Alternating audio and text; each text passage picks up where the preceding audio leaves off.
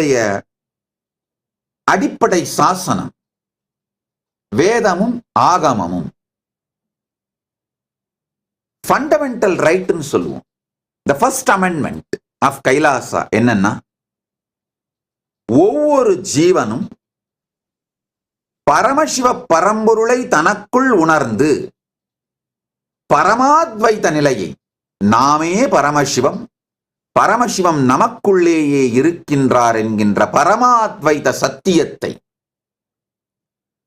வாழ்வதற்கான உரிமை.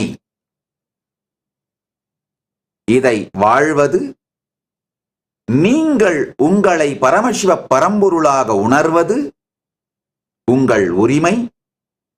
உங்களை சுற்றி இருக்கும் அனைவரும் அதேபோல் உங்களை நடத்துவது, உங்களை பரமசிவ பரம்பொருளாக நடத்துவது உங்கள் உரிமை. நீங்கள் மற்றவர்களை அதேபோல பரமசிவ பரம்பொருளாக நடத்துவது உங்கள் கடமை. இதிலிருந்துதான் எங்களுடைய ஃபர்ஸ்ட் அமெண்ட்மெண்ட் துவங்குகிறது, ஃபண்டமெண்டல் ரைட்ஸ் துவங்குகிறது. இதுவே எங்களுடைய சாசனத்தை பற்றி ஒரு அடிப்படையான சத்தியத்தை, ஒரு அடிப்படையான அறிமுகத்தை உங்களுக்கு கொடுத்துவிடும். முழுக்க முழுக்க ஞானத்தை அடிப்படையாக வைத்து எந்த விதமான வயலன்ஸும் இல்லாத, ஹிம்சையும் இல்லாத, முழுமையான அஹிம்சையை அடிப்படையாக வைத்த, ஞானத்தை அடிப்படையாக வைத்த தேசம் கைலாசா.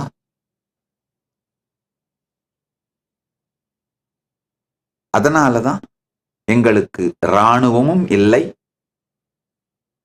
தனியாக எங்களுக்கென்று காவல்துறையும் வைத்துக் கொள்ளவில்லை. எங்களுடைய உள்கட்டமைப்பை முறையாக நடத்துவதற்கு அதுக்குன்னு ஒரு டிபார்ட்மெண்ட் வச்சிருக்கோம், இன்டெகிரிட்டி டிபார்ட்மெண்ட்னு.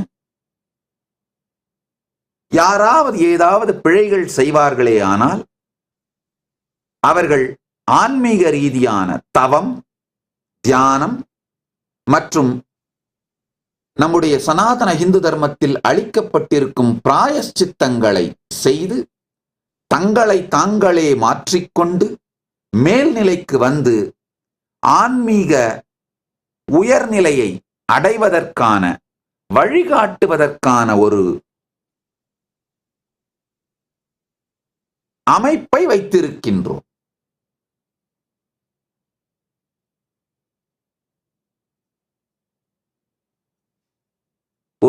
அதுக்காக ஒரு டிபார்ட்மெண்ட் வச்சிருக்கோம்.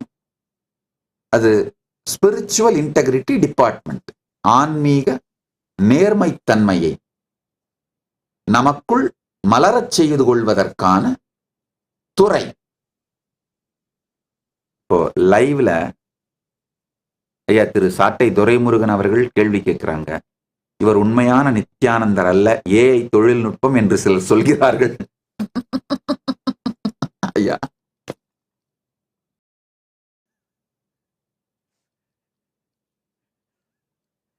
இந்த கேள்விக்கு எப்படி பதில் சொல்றதுன்னு யோசிச்சுத்தான் சொல்லணும். ஏன்னா இது உண்மையிலே இப்போ இருக்கிற தொழில்நுட்பம், டெக்னாலஜி மனிதர்கள் செய்யக்கூடிய அனைத்தையும் செய்கின்ற அளவிற்கு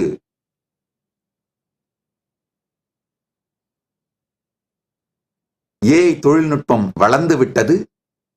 அது உண்மைதான். ஆனா ஒரு விஷயம், ஏஐ தொழில்நுட்பம் யோசிக்காமல் பதில் சொல்லும். நான் இப்போ யோசிச்சு பதில் சொன்ன பாருங்க, அதை வைத்து நான் ஏஐ தொழில்நுட்பம் அல்ல, நிஜமாக இருக்கும் நித்யானந்தர் தான் என்று நீங்கள் புரிந்து கொள்ளலாம். அப்படி வேணா சொல்லலாம்.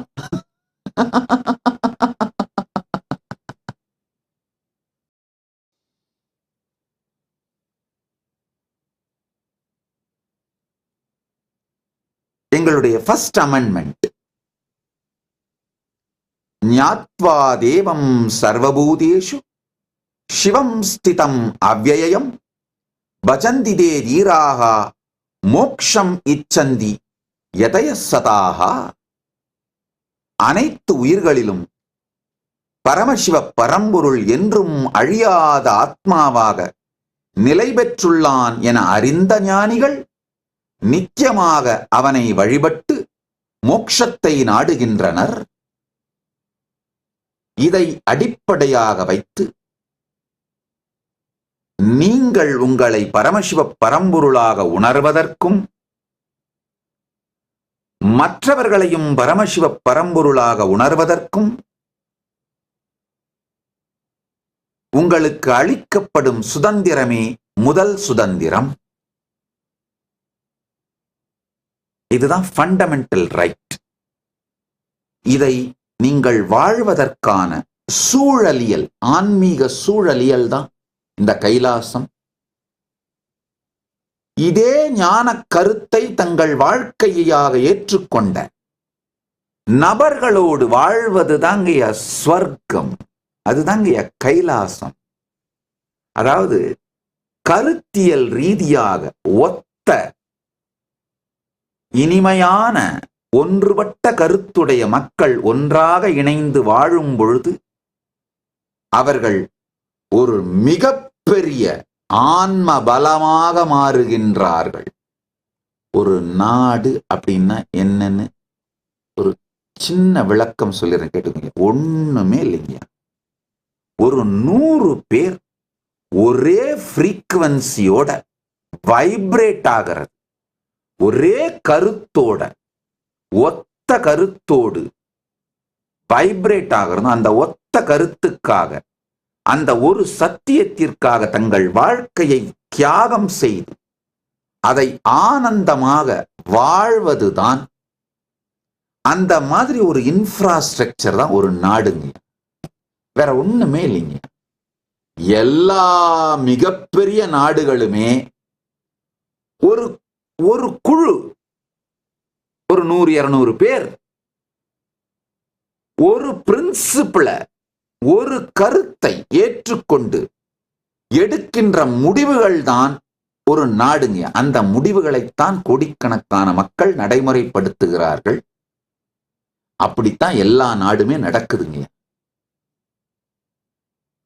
நீங்க என்ன வேணா பேர் சொல்லிக்கலாம், வேற வேற பேர் வச்சுக்கலாம்,